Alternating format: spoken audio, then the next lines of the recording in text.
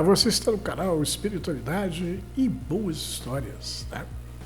Para você que está aí nos acompanhando, fica aqui o nosso abraço, né? Nossa gratidão. Para você que chegou, viu uma boa história, curtiu, né? Deixa aí o seu like, né? Inscreva-se no nosso canal. Hoje eu vou contar para vocês uma história que está no livro Porto da Paz, né? Porto da Paz é uma casa espírita, né? Lá em Porto Seguro, na Bahia, que a gente teve lá, né, e gostou demais, eles fazem um trabalho maravilhoso, né? E aí os amigos espirituais, né, que sustentam o trabalho do Porto da Paz, ficaram também nossos amigos. E esse livro que saiu agora, né, é o segundo trabalho que a gente faz em conjunto com os amigos espirituais lá do Porto da Paz. Então ficou um ótimo trabalho, né? E essa história está nesse livro, né? A história chama James. Bom, começa assim. Teotônio é marido de Marlene, e Marlene é irmã de Maria, e Maria é mulher de Ezequiel, e Ezequiel é pescador, e nem o Teotônio, então são dois casais, né? Mariana é a irmã mais nova de Marlene e Maria. Mimada pela mãe, Mariana não era de fazer muita força. Diziam que ela vivia com a cabeça no mundo da lua, né? Só queria saber de cantar. Ah, quem canta, seus males espanta, né? Como Maria e Marlene haviam se casado e tinham suas próprias casas para cuidar, e a mãe de Mariana já não era tão nova, né? Marlene e Maria resolveram colocar Mariana contra a parede, para ver se ela resolvia a vida, arrumava um emprego, ou um marido, alguma coisa para fazer que lhe rendesse o sustento e a tirasse das costas da mãe, né? Mariana sofreu horrores na mão das irmãs, né? Até que depois de uma postagem no YouTube de um vídeo que ela gravou, cantando uma música de sua própria autoria, visto por zilhões de pessoas, chamou a atenção de um produtor musical que levou Mariana para Salvador. Olha só, Mariana era talentosa. Com sucesso, todo mundo quis saber quem era Mariana, né? E ela falava nas entrevistas, quando perguntava a ela pela família, que ela tinha sido colocada para fora de casa pelas irmãs. Mas, como Deus escrevia certo por linhas tortas, isso foi bom, porque ela foi achar abrigo nos braços dos fãs. Pois é, Marlene e Maria estavam no fundo arrependidas de ter colocado Mariana para correr. Pois depois que a menina se foi, a mãe das três entrou em depressão, pela falta da filha mais nova. Porém, como as outras filhas eram por demais orgulhosas, jamais correriam atrás do perdão de Mariana. Afinal, elas eram as irmãs mais velhas, donas da verdade, da vida. E Mariana era só uma moleca. E Marlene e Maria tinham a mais absoluta certeza que Mariana haveria de fracassar e voltar para casa e se humilhar diante delas, reconhecendo que elas sabiam de tudo e Mariana de nada. O problema era que o dia do arrependimento de Mariana parecia não chegar nunca, e quanto mais tempo passava, mais o humor das irmãs de Mariana azedava, e o azedume sobrava para quem? Os maridos, né? Que já não sabiam mais o que fazer para resolver a situação.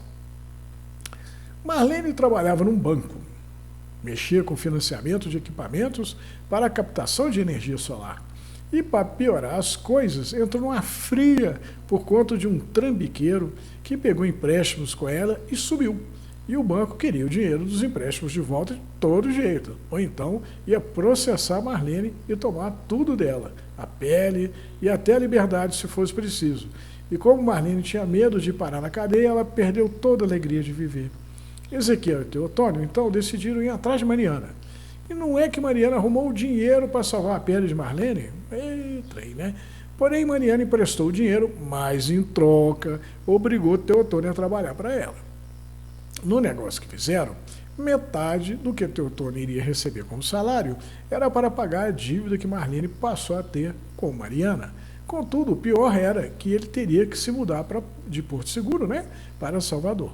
O que Marlene entendeu como uma punição imposta pela irmã mais nova por causa das humilhações que Mariana sofreu das irmãs mais velhas. Já que Marlene não tinha como sair de onde morava para ir atrás do marido, uma vez que ela era empregada do banco, só era para pagar metade do financiamento da casa e ainda tinha outra metade para pagar. E abrir mão do sonho da casa própria lhe exigiria forças que ela achava que não que ela achava não possuir, né? Tamanhos sacrifícios que ela fizera para poder realizá-lo. Sem falar da pobre mãe, é claro, que dela dependia para tudo e não teria condições de saúde, muito menos estaria disposta a arredar o pé do lugar para acompanhar Marlene. Depois de medir os prós e os contras, Marlene chegou à conclusão que o melhor a fazer era deixar Teotônio ir embora com Deus, restando a ela esperar pelo dia que ele conseguisse pagar a dívida que Marlene tinha com a irmã mais nova e ele pudesse voltar para os braços dela. Por tabela, Maria sofria pelo sofrimento de Marlene, pois a consciência não parava de acusá-la de ser tão responsável por aquela situação quanto Marlene. Mas Maria, assim como Marlene, era orgulhosa. Em vez de ir atrás de Mariana e tentar se desculpar com ela, e quem sabe Mariana perdoasse a dívida, estava decidida a ficar ao lado de Marlene e sofrer junto com ela, até que Teotônio voltasse ao lar do lar. Ezequiel sentia a falta do amigo, né? Já que Teotônio lhe era companheiro de pescaria e também de ir à casa de caridade. E Teotônio havia se mostrado um pescador de almas tão bom quanto de peixes. Antes de se mudar para Salvador, em sua última ida ao Centro Espírita Porto da Paz, Teotônio ouviu do mentor espiritual, depois que reclamou da difícil situação familiar, que ele acabaria por achar a cura para o orgulho ferido das irmãs Maria, Marlene e Mariana. Resignado, após ter os olhos abertos pelo mentor, que fez Teotônio entender que ele não era um condenado a caminho de cumprir sua pena, mas estava mais para um pesquisador em busca da fórmula de uma vacina que curasse uma doença familiar grave, Teotônio pegou a malinha e entrou no ônibus que iria levá-lo ao seu destino sob o olhar triste da esposa. Quando a coisa andou ruim, lá no início da briga das irmãs, para aguentar as esposas, Teotônio apelou para a cachaça e Ezequiel para a casa de caridade. Mas, com o tempo, Ezequiel acabou convencendo Teotônio a largar a cachaça pelo Porto da Paz. Foi na casa de caridade que Teotônio aprendeu que quem semeia tolerância colhe a paz. E a paz chegou para Ezequiel quando o mentor amigo revelou-lhe que Maria, esposa do pescador, estava grávida. A gravidez de Maria fez com que Marlene também quisesse um filho. Contudo, ela não engravidava de jeito nenhum, o que obrigou a buscar pela ajuda de um médico, né, que descobriu que a infertilidade dela se devia a uma anomalia anatômica congênita. Vendo a infelicidade da irmã Maria, que nunca gostou que Ezequiel frequentasse o Porto da Paz, pediu ao marido que solicitasse a ajuda do mentor espiritual da casa, que o mentor mostrasse um rumo para a vida de Marlene. Maria entrou na casa de caridade e viu que o lugar estava repleto de gente simples e se arrependeu pelo que fez o marido sofrer com a sua implicância. Ela foi recebida com abraços e sorrisos e antes de entrar na sala em que estava o médium que incorporaria o mentor espiritual, ela deixou as pedras que sempre carregava do lado de fora. O que posso fazer por você, minha irmã em Jesus? Eu estou brigada com minha irmã mais nova, porque eu meio que a coloquei para fora de casa e sinto que a minha amizade com a minha outra irmã está por um fio, porque ela está com inveja de mim, já que eu acabei de ter um filho e ela descobriu que não pode engravidar. As lágrimas represadas dos olhos de Maria começaram a escorrer. Transforma suas lágrimas, filha, em trabalho em favor do seu irmão que sofre, que nem tem feito o seu marido quando participa dos trabalhos do Porto da Paz. Que Deus haverá de lhe suavizar a dor e quando descobrir o tanto que é bom ajudar, traz sua irmã para a casa de caridade, pois ajudando, ela irá se ajudar. Ezequiel fez campanha para a esposa passasse a frequentar a casa, né? Como era de se esperar. Muito menos tentou convencê-la que o mentor sabia das coisas. Ezequiel confiou que bastaria a resiliência que ele demonstrou, né? Então, Ezequiel não fez campanha, tá? Ezequiel confiou que bastaria a resiliência que ele demonstrou desde que a crise familiar se instalou, para que Maria se convencesse da eficácia da evangelioterapia. Maria acabou fazendo companhia ao marido nas idas à casa de caridade, pois ela precisava fazer alguma coisa para tirar Marlene da depressão. E quando Maria se inteirou dos serviços do Porto da Paz, chamou Marlene para fazer companhia. e tanto insistiu que Marlene acabou por ceder, né? Como não via melhora no humor de Marlene, Maria começou a duvidar da orientação do mentor e acabou descarregando em Ezequiel sua frustração. Ah, não vou mais ao Porto da Paz, Ezequiel. Não acredito nas coisas em que você tem tanta fé. Veja Marlene, ela está cada dia mais triste, tenho medo de que ela faça uma besteira. Por isso, vou dar um jeito de levá-la a um médico de cabeça, o que acho melhor do que obrigá-la a ir a uma casa de caridade e fazer trabalho voluntário. Esse negócio de ajudar o próximo, ao contrário do que disse o mentor, não é remédio para depressão. Ezequiel não quis discutir, ele simplesmente se calou. Maria, por sua vez, levou Marlene a um médico. Vamos, Marlene, me diga o que está afligindo você. Marlene olhou triste para o médico. Ah, fui envolvida numa fraude no meu trabalho. E só Deus sabe como foi que eu escapei da cadeia. Acabei rebaixado e jogado num canto, sem ter como crescer profissionalmente. Sou assim como alguém que pegou uma peste e que as pessoas evitam. Meu marido se viu obrigado a trabalhar longe de casa e eu não consigo engravidar. Não fosse pela minha irmã Maria, que me obrigou a fazer trabalho voluntário, quando percebi que não sou a única pessoa que sofre no mundo, talvez eu já tivesse cometido uma loucura. Levando a mão ao rosto, Maria arregalou os olhos, chocada com aquela revelação, pois ela ouvira da boca de Marlene que se não fosse o trabalho no Porto da Paz, Marlene poderia não estar ali agora falando com o médico. O médico submeteu Marlene a um tratamento, mas fez com que ela prometesse continuar indo na casa de caridade, pois para ele era evidente os benefícios para a saúde mental dela do trabalho voluntário. Quando Maria chegou em casa e viu que Ezequiel estava acabando de se arrumar para ir ao Porto da Paz, né? Ela sorriu um pequeno sorriso para ele e perguntou ao marido se ela podia ir junto com ele e se Marlene podia ir também. O mentor da casa, então, chama Marlene, Maria e Ezequiel para uma conversa. Ah, Deus atendeu o pedido de vocês, meu irmão e irmãs, portanto, alegrem-se. Desconfiada como era por natureza, Maria ficou pensando, do que será que o mentor está falando?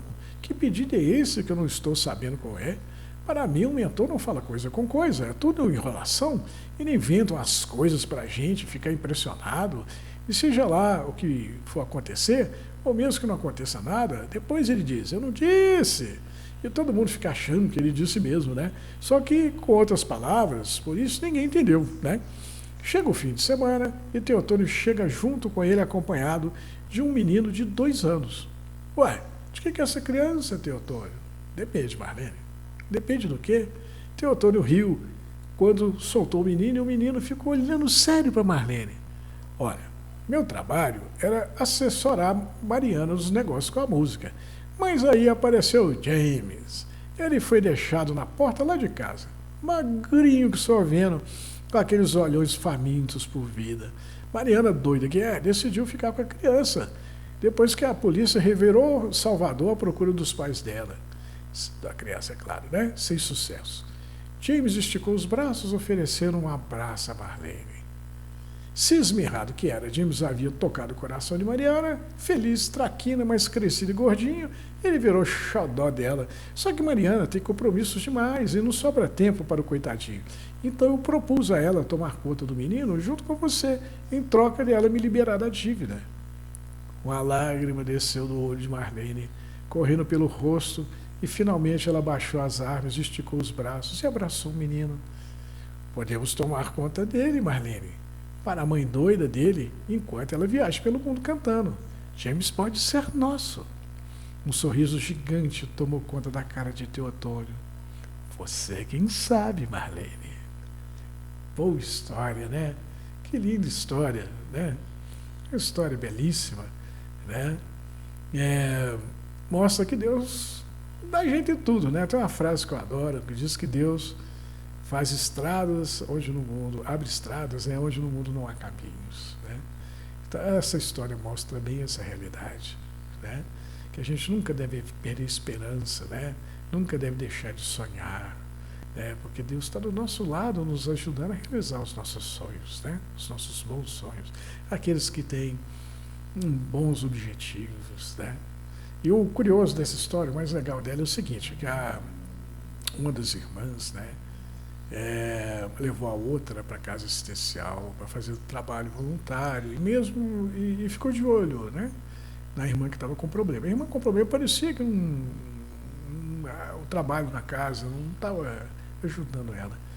Aí falou, não, vou levar ela no médico. Aí chegou lá no médico, a irmã doente falou, cara, se não fosse minha irmã me levar lá para casa assistencial para fazer o trabalho voluntário, não sei não, acho que eu já tinha desistido da vida, né? Porque foi lá que eu vi que tem gente que sofre mais do que eu, tem gente que tem mais problemas do que eu.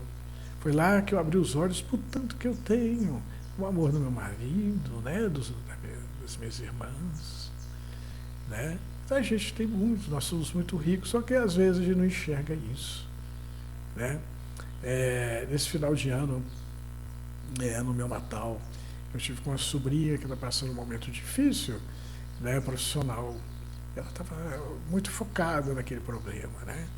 Aí eu falei com ela, olha, em volta, veja os seus filhos. Ela tem 3 filhos adolescentes, né, 2 rapazes lindos, uma moça linda demais, um marido que ama ela de paixão, né? Eu falei, olha, veja o tanto que você tem, não o que te falta, né? E agradece pela vida, pela saúde, né? Pelo amor, pela casa, pela família, né? Pela inteligência, pelo trabalho. É muita coisa para agradecer, né? Pois é, vamos colocar o agradecimento, né, com prioridade na nossa vida e tirar a reclamação para lá, né? Reclamar não resolve nada, né? E agradecer atrai a simpatia dos bons espíritos, não é verdade? Vamos ser mais simpáticos com as pessoas, mais amorosos. Vamos plantar a simpatia e o amor para poder colher simpatia e amor. Legal? Gostaram da história? Então fiquem com Deus e até a próxima boa história.